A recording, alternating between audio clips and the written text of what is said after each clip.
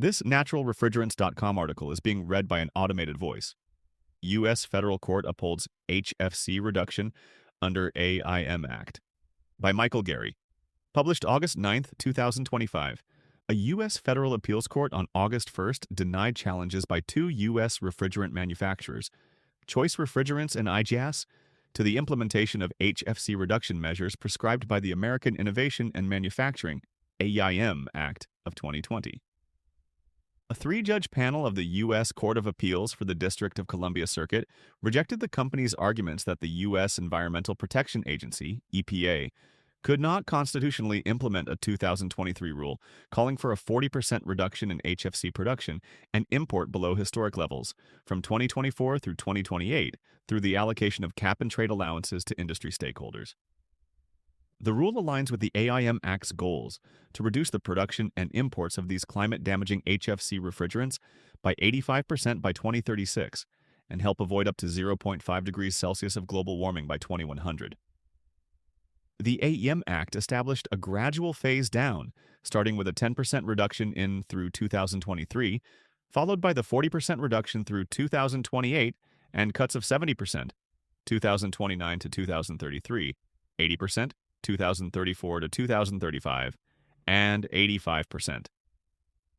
Choice Refrigerants argued that Congress violated the non-delegation doctrine when it granted the EPA authority to allocate use allowances, and that the EPA unconstitutionally exercised legislative power when it promulgated the 2024 rule. IGAS contended that the EPA's exclusion of 2020 data due to the COVID pandemic from its market share calculations was arbitrary and capricious. Two trade associations, the Air Conditioning, Heating and Refrigeration Institute, AHRI, and the Alliance for Responsible Atmospheric Policy, intervened as respondents. Court refers to CFC/HCFC phase-out. The appeals court noted that the EPA rule reducing HFC production and consumption was not unprecedented. Congress has employed cap-and-trade programs to phase out industrial use of other hazardous refrigerants, including chlorofluorocarbons, CFCs, and hydrochlorofluorocarbons, HCFCs. Those predecessor programs are the model for the one at issue in this case.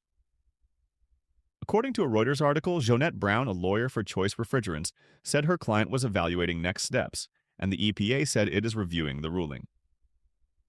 The agency in February sought unsuccessfully to have the case put on hold, citing the need for new agency leadership under Republican President Donald Trump to review the regulation, said Reuters.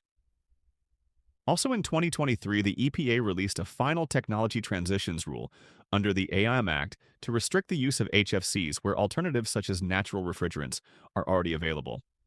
In March, the EPA announced that it would pursue a reconsideration of the technology transition rule. In September of 2024, the EPA announced a third final rule under the AIM Act, designed to enhance the management, recycling, and reuse of HFCs. In January, U.S. House Representative Neil Dunn, a Florida Republican, introduced a joint resolution to strike down the management rule. It was followed by a comparable Senate resolution from Kansas. Senator Roger Marshall, also a Republican,